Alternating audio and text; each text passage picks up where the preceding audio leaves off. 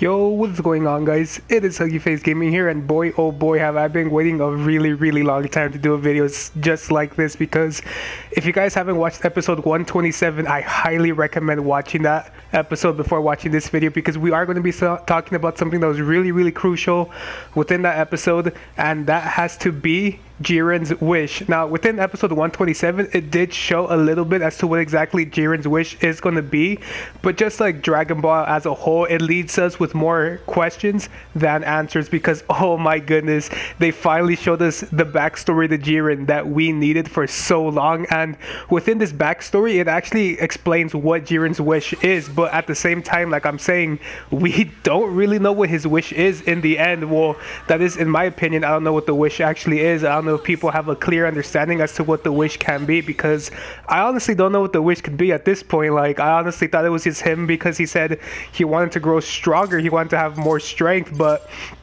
within this actual, whole character background that they had of him, it could go either way, because within the actual backstory of Jiren, we see why he wants to be stronger than anything like around the universe, and that is because an evil villain actually killed his family, which we didn't really know that about Jiren. It was kind of speculated that something did happen to his past that made him go through this whole, pridefulness state of mind that he has, but no one really knew what exactly it was. So that little teaser image that they did show us was in fact Jiren when he was a little boy, and obviously Jiren was taken on by a guy who would later become his master, and Jiren would actually train with that guy as long as with other people to actually grow strong enough to maybe beat this one villain that he's talking about.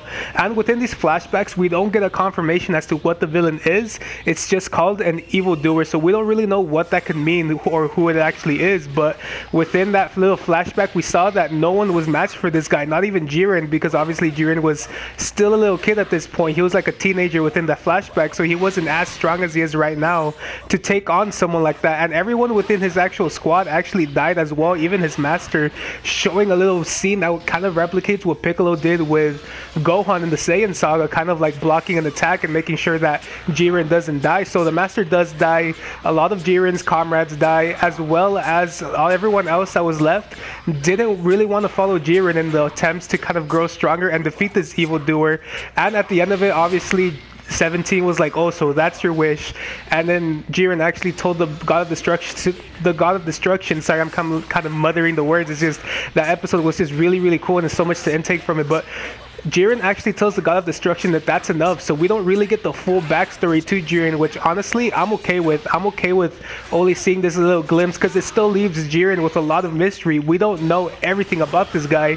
All we know is that he had a tragic, past, and that's really much it. I mean, kind of cliche, because that's kind of how every other fighter kind of is within this whole Dragon Ball universe, And like I'm saying, within that flashback, we don't really get to see what his wish is, because obviously Android 17 says, oh, that's the wish that you want. But at the same time, we don't know what that wish could be, because at first when that whole flashback started, I thought the wish was going to be to bring back his parents, but I mean, the death of his parents was just that small clip in the very beginning of the flashback. It wasn't the overall thing about it. And that leads to a lot of people to speculate that maybe what he wants to wish is to bring back all of his fallen comrades, which would make sense, because all of them were the ones that helped him train and get to the level that he wanted. But at the same time, we don't really know if that's exactly the wish that he wants.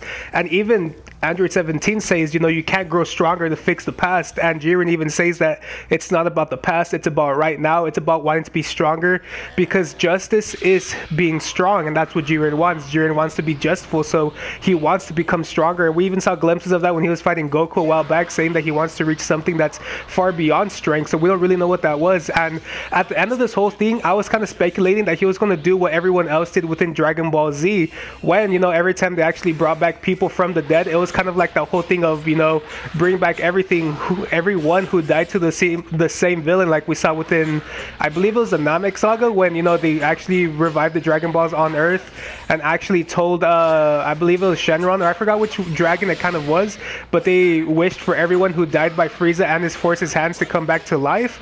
And then we even saw this in the Majin Buu arc as well, when Vegeta actually wished for everyone who was actually good that died to Majin Buu and all of those bad doings to actually come back to life. And that's maybe what I think is going to be happening right here. If Jiren actually manages to win the Tournament of Power and obtain the Dragon Balls himself, he's going to wish for everyone who died by this evildoer to come back, because if he wishes for everyone who died by this evildoer to come back to life using his these Dragon Balls, we're going to be getting a lot of characters back, and even, you know, more character introductions, because we're going to be seeing not only Jiren's parents, because obviously Jiren's parents were one of the first ones to die to this evildoer according to that whole cutscene, but we'll also see everyone else who died to that comrade, such as Jiren's fallen comrades who died to that evildoer, as well as the teacher, to see who was the one that actually taught Jiren how to fight, because obviously Jiren didn't really know how to fight and he wanted to learn how to fight to protect those in need. And even saw like some more characteristics within Jiren in this episode, saying that it's not about anything else anymore, or like really having emotion. It's just about being strong and overcoming all odds no matter what actually happens. So it's kind of crazy how we got all of this right now towards the end, and we still have much more to discuss about within Jiren's like overall backstory. Like, we don't have the full thing, we just have that small clip that Burma was actually talking about. So who knows if we'll get the rest, or if we're even going to get the rest by the end of this whole Dragon Ball Super arc, this whole Tournament of Power season that's going on right now. Like, it's really crazy that we're getting all of this right now, and with all of this coming, this just leaves so many more questions than answers. Like, we finally get a little bit of what Jiren actually was when he was strong, when he was smaller, not stronger, when he was smaller, and why he wanted to grow strength, but we still don't really have a definitive answer as to what exactly he wants the Dragon Balls for. So it's up to you guys. Like, what do you guys actually think about this? What are your guys' theories about this? Do you guys actually think that he wants to get the Dragon Balls to revive his family? Do you think he wants the Dragon Balls to revive his fallen comrades and the teacher that taught him how to fight?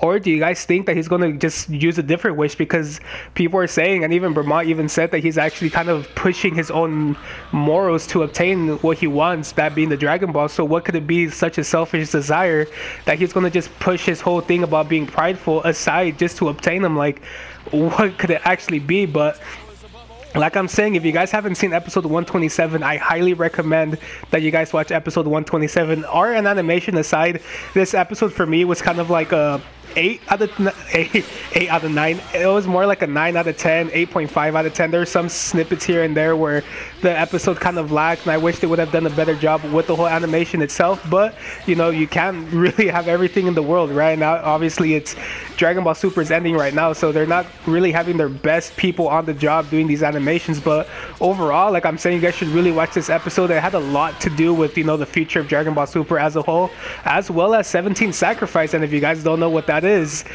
watch that episode. 17 Sacrifice was something out of the ordinary, and I didn't really think that was going to be happening within this whole episode itself. So go check it out. Leave your guys' theories about what Jiren's actually going to wish for in the comment section below, and I'll catch you all in the next Dragon Ball Super video, guys. Peace.